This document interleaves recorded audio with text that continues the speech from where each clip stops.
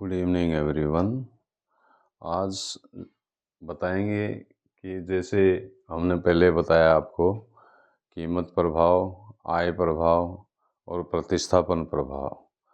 तो दोनों प्रभाव की तीनों प्रकार के जो प्रभाव प्रोफेसर जे.आर. हिक्स की विधि से बताए और प्रोफेसर ई. स्लट्सकी द्वारा दिए गए प्रभाव बताए।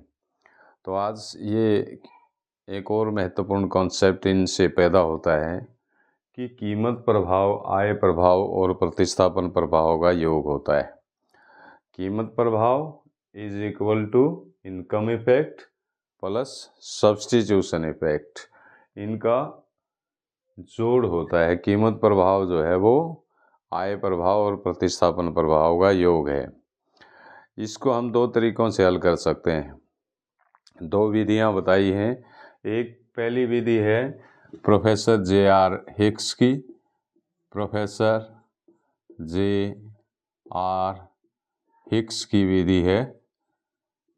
आज जो हम बताएंगे, आज प्रोफेसर जे.आर. हिक्स की विधि द्वारा ये बताएंगे कि कीमत प्रभाव, आय प्रभाव और प्रतिस्थापन प्रभाव का योग होता है।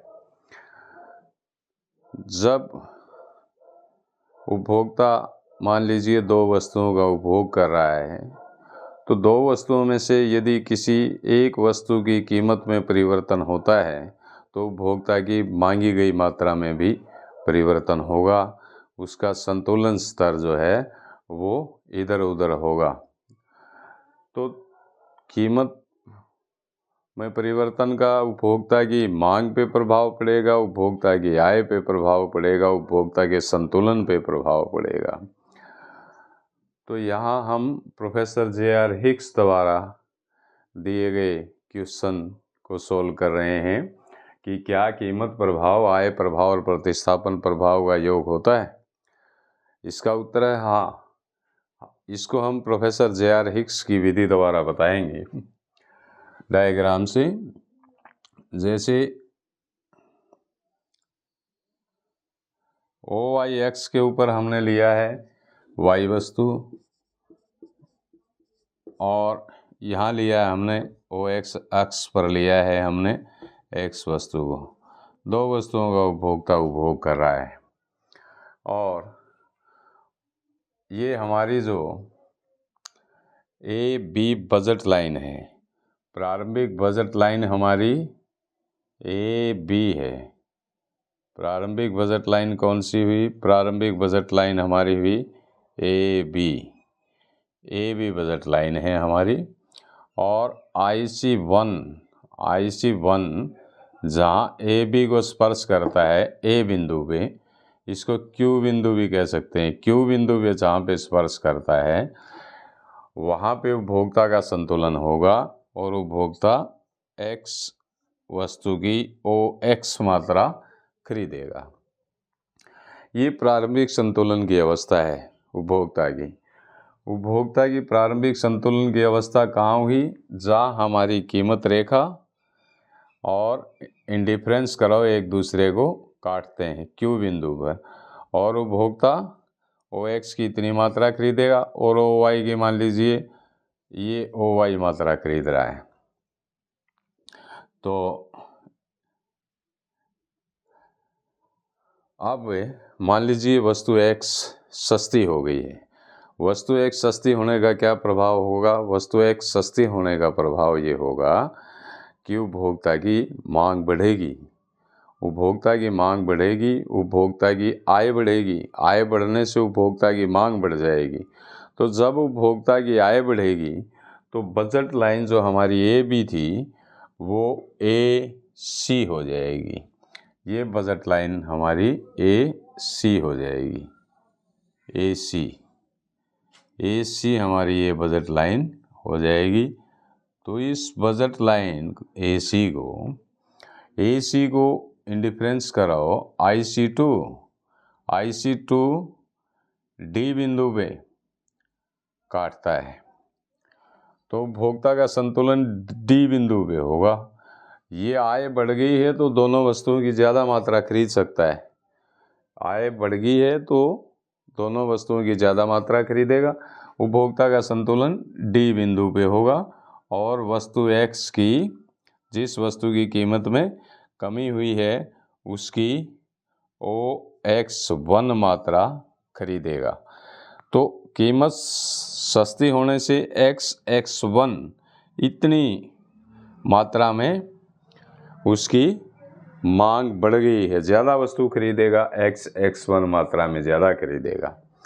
अब प्रोफेसर JR हिक्स कहते हैं कि ये जो आय बढ़ी है, ये इसकी जो आय बढ़ी है, ये AB से C लाइन हो गई है, अपवर्ड शिफ्ट हो गई है, बजट लाइन अपवर्ड शिफ्ट हो गई है। तो इस जो बढ़ी हुई इनकम को उपभोक्ता से अक्षतिपूर्वक परिवर्तन द्वारा वापस ले लिया जाए। अक्षतिपूर्वक परिवर्तन क्या होता है?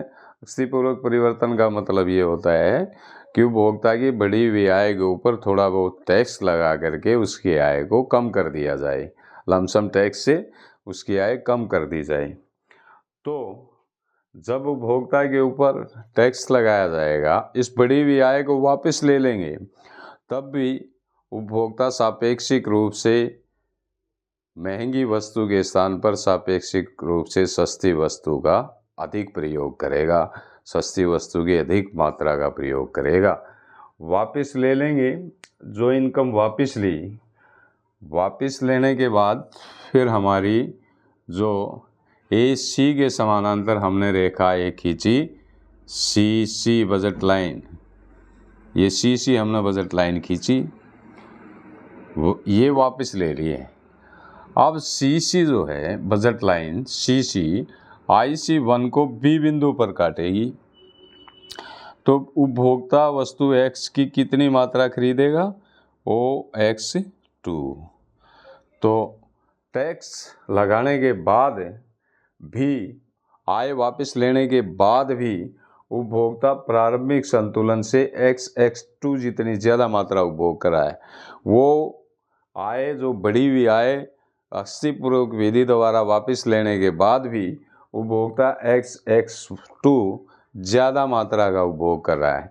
यही प्रोफेसर JR हिक्स कहते हैं कि यदि उपभोक्ता से बढ़ी हुई आय वापस ले ली जाए, तब भी उपभोक्ता सापेक्षिक रूप से सस्ती वस्तु की अधिक मात्रा का प्रयोग करेगा। तो ये बिंदु Q से प्रारंभिक संतुलन हमारा कहाँ था? हमारी बजट लाइन थी ये AB। बजट लाइन को जहाँ IC1 इंटरसेक्ट करता है, काटता है Q बिंदु पर, Q बिंदु पे उपभोक्ता का संतुलन है और उपभोक्ता वस्तु X की OX मात्रा क्रय कर रहा है। तो उसके बाद वस्तु X सस्ती हो गई है और सस्ती होने के कारण हमारी बजट लाइन AB से ऊपर अपवर्ड शिफ्ट होकर के AC हो गई है और उपभोक्ता का संतुलन जो है वो D बिंदु पर है।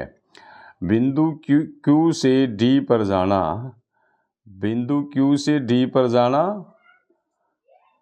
ये कीमत प्रभाव है। बिंदु Q से D पर जाना कीमत प्रभाव है। इसको कहेंगे प्राइस इफेक्ट। Q से Q to D, price effect, ये प्राइस इफेक्ट हुआ। आप क्या कहता है? इस बढ़ी हुई आय को अक्षतिपूर्वक विधि द्वारा कम कर दिया जाए तो AC के समानांतर एक रेखा खींची, CC बजट लाइन खींची हमने, इतनी आय उससे वापस ले ली है, अक्षतिपूर्वक परिवर्तन द्वारा इतनी आय वापस ले ली है। तो फिर जो ये CC बजट लाइन है, ये इंडिफरेंस कराओ IC1 को B बिंदु पर इंटरसेक्ट करेगा, तो उपभोक्ता वस्तु X की X2 मात्रा खरीदेगा। Q से B पर जाना प्रतिस्थापन प्रभाव है। Q से B पर जाना Q टू B क्या है? सब्स्टिट्यूशन इफेक्ट, सब्स्टिट्यूशन इफेक्ट है। Q से B पर जाना प्रतिस्थापन प्रभाव है। और फिर उस बड़ी हुई आय को मान लीजिए वापस दे दिया जाए, जो अक्षतिपूर्वक परिवर्तन द्वारा वापस ली थी, तो उसको वापस दे दिया जाए, तो उपभोक्ता का संतुलन पुनः D बिंदु पर चला जाएगा। और B से D पर जाना, B बिंदु से D पर जाना आय प्रभाव है। आय वापस दे दी तो B से D पे चला जाएगा, तो B से B टू D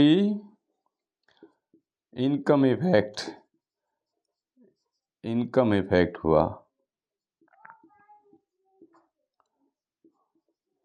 ये इनकम इफेक्ट हुआ। तो QD is equal to QB plus BD ये हुआ। तो कीमत प्रभाव, प्रतिस्थापन प्रभाव और आय प्रभाव का योग है। देखिए, इसको और इसको अगर जोड़ दें तो ये OX1 हो जाएगा।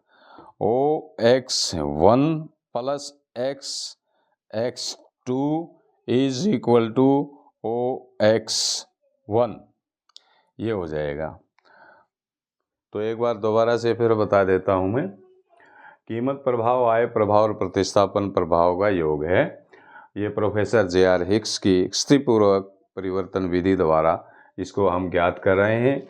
वाई एक्सिस के ऊपर हमने आय को लिया है और वाई वस्तु को लिया है, और OX अक्ष के ऊपर हमने X वस्तु को लिया है। प्रारंभ में हमारी बजट लाइन AB है और उपभोक्ता का संतुलन IC1 के Q बिंदु पर है, जहाँ उपभोक्ता X वस्तु की OX मात्रा खरीद रहा है।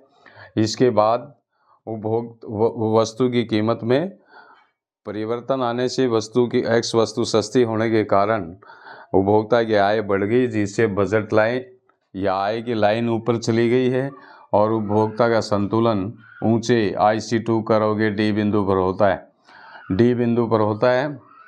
Q से D पर जाना कीमत प्रभाव है। कीमत में कमी के कारण बजट लाइन अपवार्ड शिफ्ट होगी, Q से D पर जाना कीमत प्रभाव है। अब ये कहता है, इस बड़ी हुई आय को अगर अक्षतिपूर्वक विधि द्वारा वापस ले लिया जाए तो AC के समानांतर एक और बजट लाइन हमने खींची CC, जो इंडिफरेंस कराओ IC1 को B बिंदु पर इंटरसेक्ट करेगी। तो B बिंदु पे OX2 मात्रा का XX2 मात्रा का आय वापस लेने के बाद भी XX2 जितना उसकी मात्रा खरीदारी की बढ़ गई है।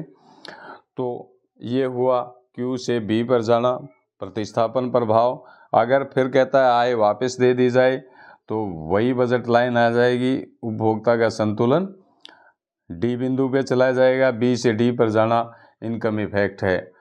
तो Q से D पर जाना कीमत प्रभाव किसके बराबर हुआ? Q से B पर जाना प्रतिस्थापन प्रभाव, B से फिर D पर जाना इनकम इफेक्ट है, आय प्रभाव है। इसलिए प्रतिस्थापन प्रभाव, आय प्रभाव और कीमत प्रभाव, आय प्रभाव और प्रतिस्थापन प्रभाव का योग होता है। ये हमने डायग्राम द्वारा सिद्ध कर दिया है। तो ये था प्रोफेसर JR हिक्स की विधि द्वारा कीमत प्रभाव, आय प्रभाव व प्रतिस्थापन प्रभाव का योग है। हाँ, कीमत प्रभाव, आय प्रभाव और प्रतिस्थापन प्रभाव का योग होता है। ये हमने प्रोफेसर JR हिक्स की विधि द्वारा बताया है। कल प्रोफेसर स्लट्सकी की विधि द्वारा इसको हल करेंगे। Thank you.